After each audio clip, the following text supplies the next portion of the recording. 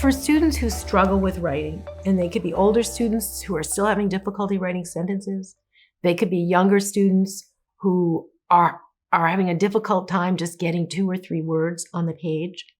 One of the things we have to remember that the ultimate goal of writing is to communicate, right? It's to get out to somebody else what you have to say. What we have to remember, though, is that composing can happen orally. It doesn't have to be done through writing, right? Or through typing. I think about one of my sons who had a very difficult time with writing, with spelling. And yet he had so much to say. And so whether it's an older student or whether it's a really young one, what you have to get them to realize is it's what they have to say that's important and that you value that.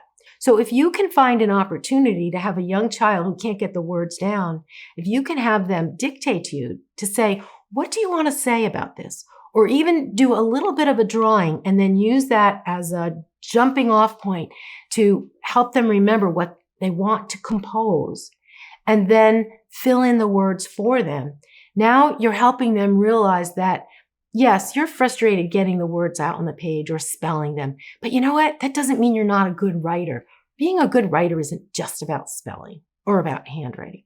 So I think that's how we encourage young ones to not get discouraged when they don't have the transcription skills to get out on paper all the great ideas that they have. They may also develop really good sentence ability and text structure, but it's structure that they're able to express verbally, if not on paper.